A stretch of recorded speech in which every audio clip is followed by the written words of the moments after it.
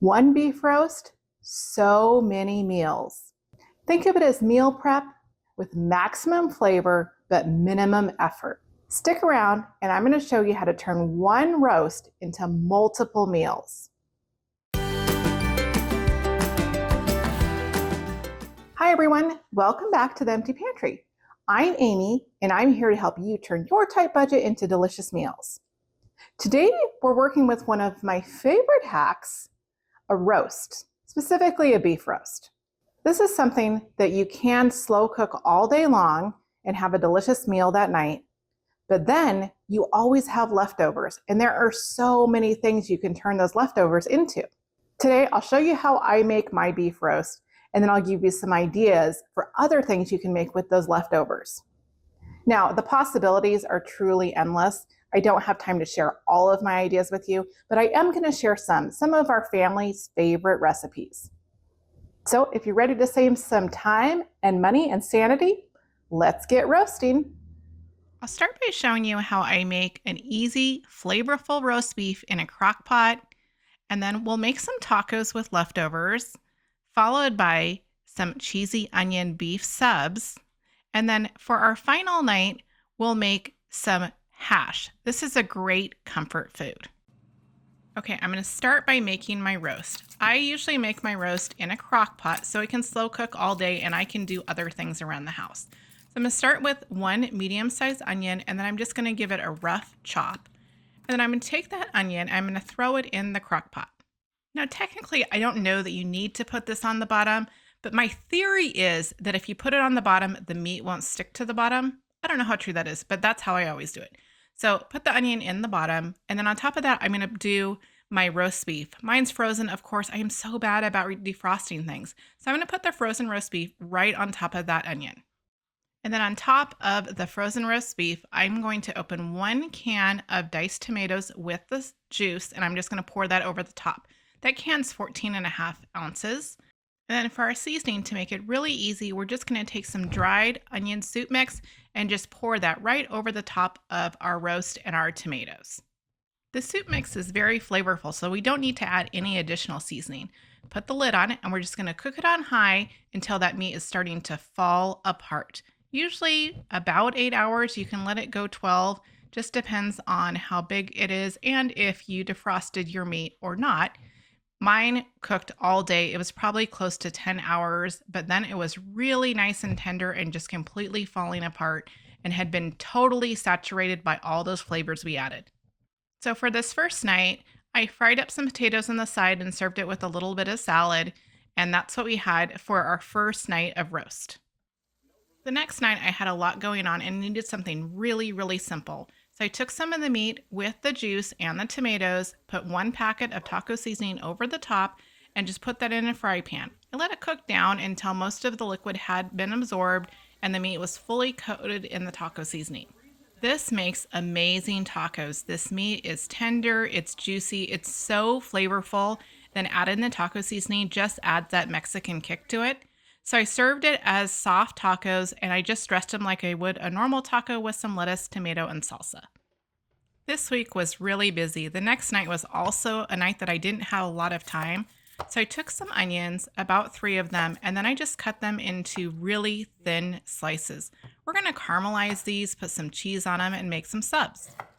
To caramelize the onions, we're going to take a large fry pan, and we're going to add 3 tablespoons of butter to the pan with all of our onions. It's going to be a lot of onions, but they're going to cook down really, really nice.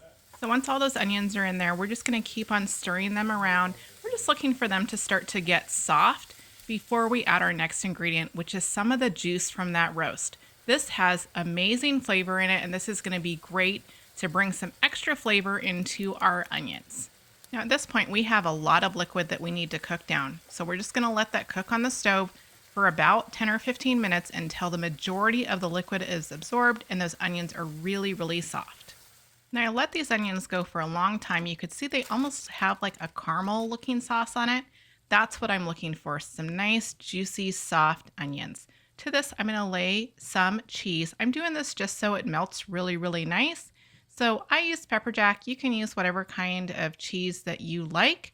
And we're just looking for it to melt at this point before we start putting our subs together. So we're going to take some rolls, whatever kind of rolls you like. I had some cheesy hoagie rolls. And to this, I'm going to add my onion and cheese mixture, trying to keep that cheese together as much as I possibly can. And then on top of that, a little bit of meat. And with that final ingredient, we have our cheesy onion beef subs. Okay, our roast is almost gone. So this last night, we're gonna make some hash. In order to make this meal stretch, we're gonna add some extra potatoes. So that first night, I had fried up some potatoes, but I'm gonna need to make some more. I don't have enough to make a full meal. So I'm going to fry some potatoes with some butter.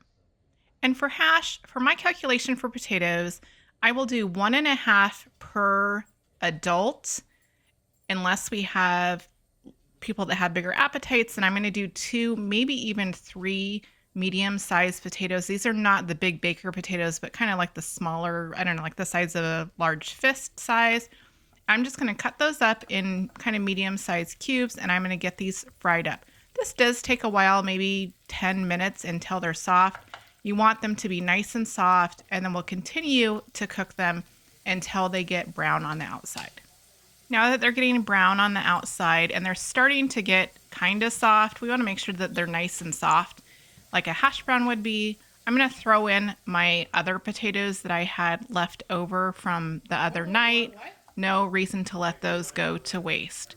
So I'm going to fry those up. They're already cooked, so I don't need to worry about those getting soft. I just want to heat them up, get a little bit of brown on them before I add my next ingredient. The great thing about hash is there's not really any rules. You can put whatever you want in there. So in my refrigerator, I had half a red bell pepper, so I diced that up. And then I had about 1/4 of a red onion that was already sliced from something else I did. I just decided to throw that in there as well.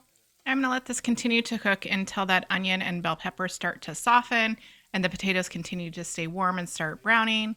Okay, my vegetables are cooking. Now I need to get my meat back in here so it starts warming up. So I'm going to make like a little nest, putting my vegetables to the side. And then I'm going to take what meat I have left, and I've chopped it up into small bits. I'm just going to put that in the center of the pan to start warming up with those vegetables. And it's already cooked, so we're just kind of trying to heat it back up. I let that cook for a little bit, get nice and brown.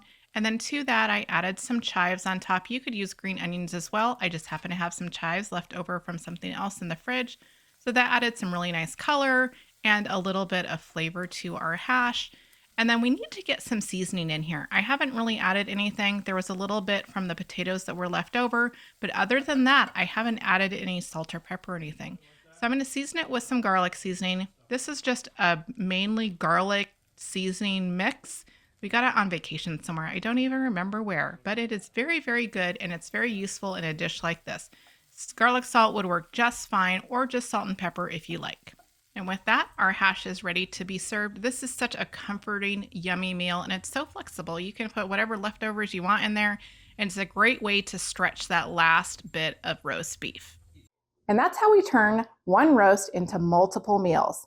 I know you guys have other ideas out there, and I'd love to hear them in the comments below. Don't forget to like this video and subscribe to the channel. I have lots more recipes to share with you. So eat up that roast, and until next time, bye.